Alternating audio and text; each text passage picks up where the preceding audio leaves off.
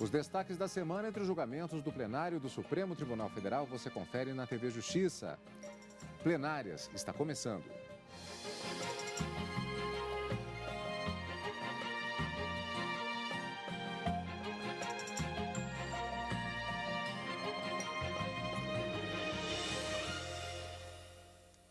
Hoje nós vamos rever os principais momentos das sessões dos dias 26 e 27 de março de 2014, respectivamente quarta e quinta-feira. Karina, uma semana que nós tivemos uma distribuição diferente de processos no sentido da quantidade. Foram relativamente poucos processos, mas muito debatidos, tanto na sessão da quarta quanto da quinta-feira. Na quarta-feira, um destaque para o tema concurso público e contratações temporárias. Os ministros se debruçaram sobre leis de Minas Gerais e do Maranhão que dispunham sobre formas de contratação temporária e alegava-se o Procurador-Geral da República que isso violaria o princípio do concurso público. E na quarta-feira, houve uma deliberação do plenário do Supremo Tribunal Federal acerca de matéria penal, como normalmente às quintas-feiras acontece, rejeitando o recebimento de uma denúncia contra Antony Garotinho e também decidindo sobre a declinação da competência do Supremo ou não em caso de renúncia de parlamentar que teria prerrogativa de foro para que a sua ação penal prosseguisse aqui no Supremo Tribunal Federal. Até o ministro Luiz Roberto Barroso fez uma sugestão para que se criasse aqui no Supremo Tribunal Federal um critério objetivo para saber a partir de que momento a renúncia ao mandato de um parlamentar poderia interferir nessa prerrogativa de foro para que o processo pudesse ou continuar tramitando aqui no Supremo Tribunal Federal, uma ação penal, isso tem que ser bastante claro, ou se declinaria para o juiz de primeiro grau ou o juiz de primeira instância para dar prosseguimento a esse processamento. Os ministros não chegaram a fixar esse critério efetivamente, isso pode voltar ao plenário do Supremo Tribunal Federal, mas já houve uma decisão acerca da declinação, principalmente no caso do deputado que renunciou, Eduardo Azeredo. Então, uma semana com decisões importantes tomadas no plenário, como não poderia deixar de ser, já que estamos diante de um órgão de cúpula do Poder Judiciário, o Supremo Tribunal Federal, mas uma semana bastante proveitosa em termos dos rendimentos e de ações diretas de inconstitucionalidade que acabaram sendo julgadas nesta semana. E é o que nós vamos ver agora, começando, portanto, com a sessão da quarta-feira. Uma lei de Minas Gerais que efetivou professores sem concurso público foi declarada inconstitucional pelo Supremo Tribunal Federal. Os ministros também finalizaram um julgamento que tratava da contratação de profissionais da saúde para as Forças Armadas que atuam na Amazônia. O julgamento dessa ação tinha sido interrompido após um pedido de vista do ministro aposentado Eros Grau. Na sessão, o ministro Luiz Fux acompanhou o voto do relator, o ministro Joaquim Barbosa. O presidente do Supremo havia se posicionado no sentido de considerar a ação parcialmente procedente e declarou que alguns pontos da Lei 9.849 de 1999, que estava sendo questionada, são constitucionais e outros inconstitucionais. Reafirmou que a contratação temporária de profissionais do serviço público somente deve se dar em caráter excepcional, conforme dispõe a Constituição. O entendimento foi seguido pelos demais ministros. Outro caso também envolvendo a contratação temporária de professores foi analisado pelo plenário. A Procuradoria-Geral da República questionava a Lei 6.917 de 1997 do Maranhão. De acordo com a PGR, atividades consideradas ordinárias, usuais ou de caráter permanente só podem ser prestadas por professores ou servidores concursados. A lei em questão, ela abre a possibilidade para o Estado de contratação de professores, instrutores para oficinas pedagógicas e profissionalizantes para todos os níveis de ensino naquela unidade federada. A relatora, a ministra Carmen Lúcia, votou inicialmente pela improcedência da ADI. De acordo com ela, a norma traz no texto a questão de excepcionalidade da contratação desses profissionais por tempo determinado. A Lei Maranhense 6915 de 97 explicita suficiente e exaustivamente as situações que poderiam vir a caracterizar a possibilidade de, havendo necessidade temporária, priorizar-se a contratação de indicar a contratação, além de indicar a duração da contratação e vedar a prorrogação, que é o que acontecia naquele outro caso. É específica. No artigo 4º se tem: as contratações serão feitas por tempo determinado e improrrogável, observados os seguintes prazos máximos. E aí se arrolam quais são esses prazos: 6 meses, 6 meses nos casos de educação, 12 meses nos casos tais.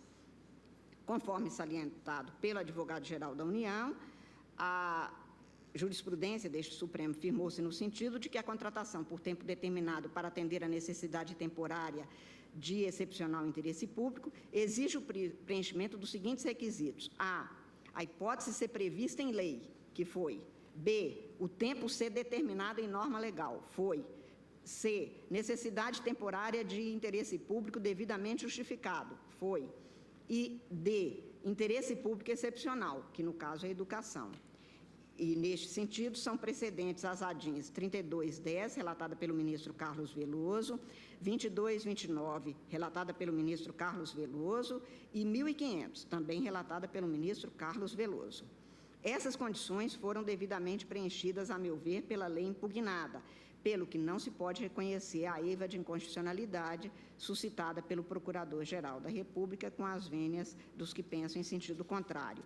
A autorização na norma questionada tem respaldo, a meu ver, no artigo 37, inciso 9, não representa contrariedade ao artigo 37, inciso 2 da Constituição, porque eventual inconstitucionalidade somente existiria se adotasse uma interpretação desarrazoada, levando ao desvirtuamento da norma, aplicando-a a casos desprovidos da excepcionalidade e que representassem necessidade de contratação duradoura e contra os próprios termos da lei. Isso subverteria, aí sim, a regra geral do concurso público como forma de acesso ao cargo público, tornando regra o que é exceção.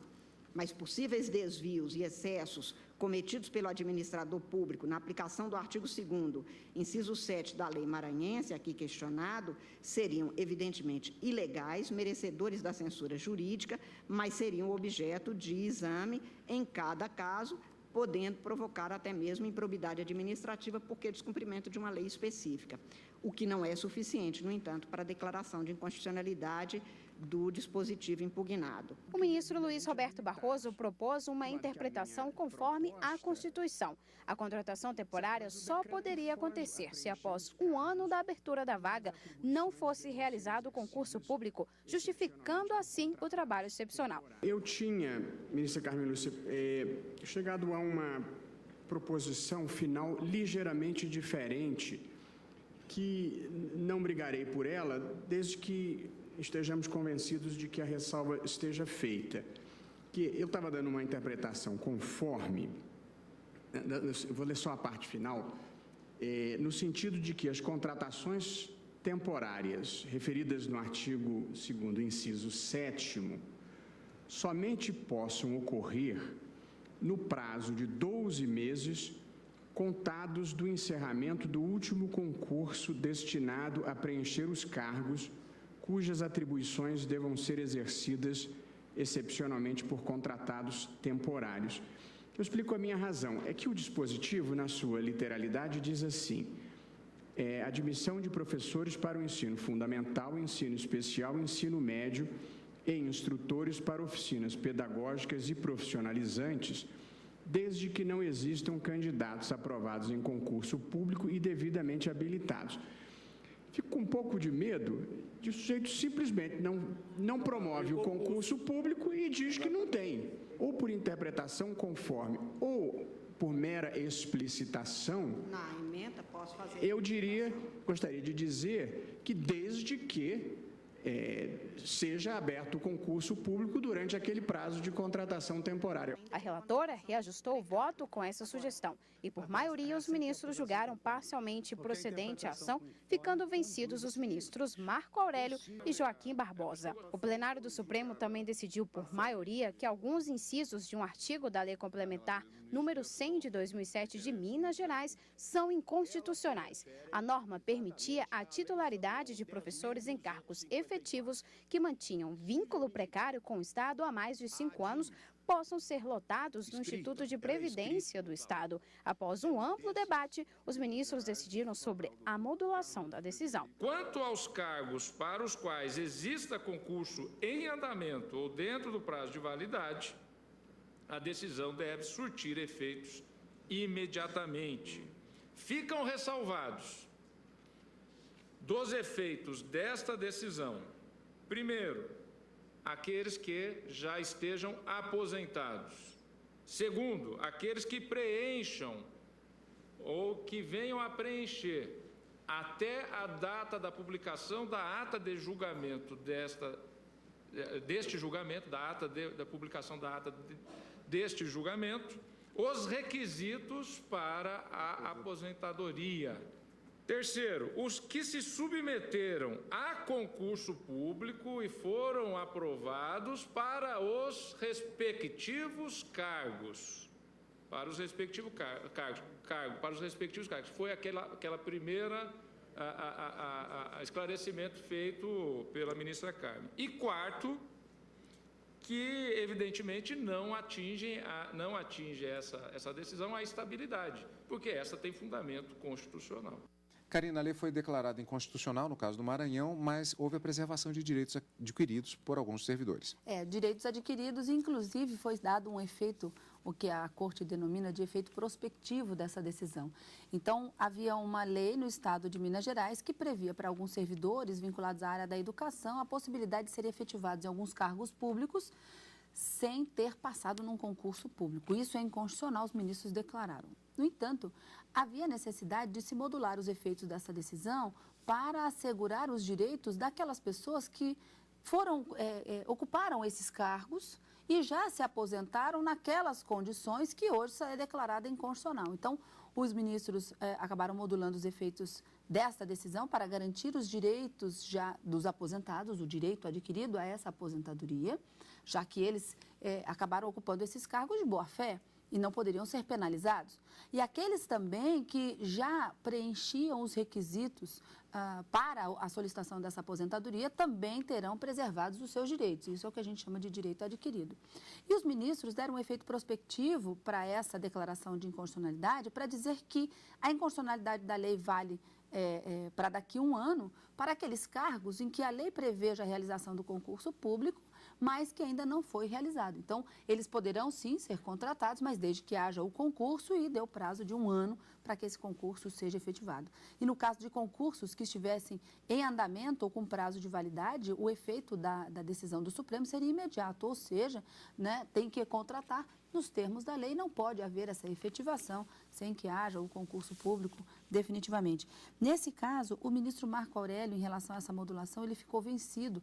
E o ministro Joaquim Barbosa também julgava a lei absolutamente inconstitucional. O ministro Marco Aurélio não modulava e o ministro Joaquim Barbosa modulava em menor extensão, mas acabou prevalecendo a vontade da maioria, conduzidos aí pelo voto do ministro relator, ministro Dias Toffoli. A lei de Minas Gerais é, portanto, inconstitucional. Essa questão foi bastante debatida, inclusive, na sessão plenária da quarta-feira, no plenário do Supremo Tribunal Federal. Bom, isso foi a quarta-feira.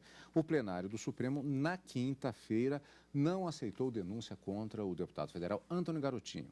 Ele estava sendo acusado de crimes de difamação e injúria contra um deputado estadual do Rio de Janeiro. Uma denúncia contra o deputado federal Antônio Garotinho, do PR do Rio de Janeiro, por suposta prática de injúria e difamação, foi o primeiro caso analisado. O procurador-geral da República explicou que o crime teria sido praticado em publicação de matérias no blog do parlamentar em 2011. A ofensa teria sido dirigida a André Lazzaroni de Moraes, hoje deputado estadual. Foram dias seguidos de inserção com essa intenção difamatória. O seu conteúdo ultrapassa, ao ver da acusação, e muito, os limites da imunidade parlamentar, do direito de crítica e de palavra. O advogado de defesa disse que a intenção de Garotinho com as mensagens não foi a de ofender, mas sim a de criticar. O texto do blog não trouxe rigorosamente nada de novo, nada que não houvesse sido noticiado anteriormente pela imprensa do Rio de Janeiro. Eram fatos absolutamente notórios. A relatora, ministra Carmen Lúcia, considerou que não havia os requisitos para aceitar a denúncia pelo crime de injúria. Já em relação à acusação de difamação, a ministra entendeu que o parlamentar teria sim difamado a vítima. As afirmações reportam-se a fatos, em tese, ofensivos à reputação do deputado estadual André Lazzaroni de Moraes, indicando a sua associação para obtenção de vantagem ao crime organizado no Rio de Janeiro, notadamente a traficante de drogas com influência sobre comunidades daquele município. Em tese, tem-se, no caso, a meu ver, descrição de prática que pode corresponder a crime de difamação, que pressupõe, para concretização, na esteira da jurisprudência assentada por este Supremo Tribunal Federal, aspas, a ofensa à honra, à reputação, aquilo que os outros pensam a respeito do cidadão no tocante aos seus atributos. Fecho aspas, estou citando o inquérito 2503, relatado pelo ministro Eros Grau. Em princípio, a manifestação do denunciado teria extrapolado a mera crítica à conduta do deputado estadual André Lazzaroni de Moraes. O exercício do direito de informação e crítica, no qual o denunciado busca enquadrar suas declarações, não permite a imputação de ofensas graves à honra de quem quer que seja, pessoa pública ou não. Necessário que, no exercício do direito de informação ou de crítica, sempre se mantenha a ética e o decoro, não podendo a liberdade de expressão justificar ofensa a outras pessoas. A divulgação anterior de notícias conexas aos fatos por órgãos da imprensa, como a revista Veja e o jornal Folha de São Paulo, expressamente citados pelo denunciado, não o isenta de responsabilização penal, se for o caso e se a tanto se chegar, se vier a ser recebida esta denúncia e julgada a ação penal. O ministro Teori Zavascki divergiu. Ele apontou falta de justa causa para receber a denúncia. Disse também que a imunidade parlamentar permite a livre expressão. Eu tenho uma enorme dificuldade de superar aqui a questão da imunidade parlamentar. E vou me ater à leitura da parte do meu voto nesse ponto.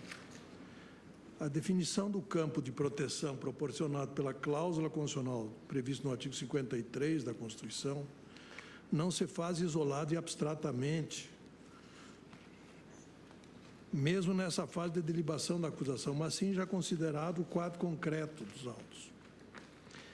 A acusação trazida a julgamento não escapa da constatação de que tanto o denunciado como a suposta vítima são protagonistas políticos do mesmo meio, o Rio de Janeiro, onde são adversários notórios, o que contribui para a conclusão de que, ao reproduzir em seu blog pessoal as imputações já circulantes, ao que ficou demonstrado em importantes órgãos de imprensa, revista Veja, jornal Folha de São Paulo, contra a suposta vítima, ainda que as dirigindo, restringindo ou enfatizando, o acusado agiu, certo ou errado do ponto de vista moral, ligado ao exercício das suas atividades políticas, que desempenha vestido de seu mandato parlamentar. Logo, sob o manto da imunidade constitucional solidamente prestigiada na jurisprudência do Supremo Tribunal Federal, mesmo fora do recinto parlamentar.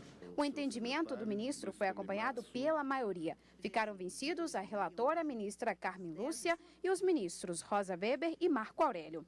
Em seguida, o plenário analisou uma questão de ordem referente à ação penal 536. A AP é contra o ex-deputado federal Eduardo Azeredo, acusado de lavagem de dinheiro e peculato. Os ministros teriam que decidir se o caso seria ou não julgado pelo Supremo após a renúncia do cargo de Azeredo no mês de fevereiro de 2004. O relator, ministro Luiz Roberto Barroso, propôs que o Supremo crie uma regra geral objetiva no sentido de estabelecer critérios para esses casos. Submeto ao plenário as duas proposições que se seguem. A partir do presente julgamento, se o parlamentar renunciar ao mandato após o recebimento da denúncia pelo Supremo Tribunal Federal, a competência para processar e julgar a ação penal não será afetada e continuará a ser da Corte. B. Como tal entendimento importa em mudança substancial da jurisprudência do tribunal na matéria e, por consequência da norma atualmente vigente, o novo entendimento não se aplicará à presente ação penal, que deverá baixar ao juízo competente de primeiro grau, já aparelhado o processo para a prolação da sentença. O plenário do Supremo Tribunal Federal, a partir desta proposta, por maioria, decidiu que a ação penal 536, ajuizada contra o ex-deputado federal Eduardo Azeredo, deve ser encaminhada para juízo de primeira instância em Belo Horizonte.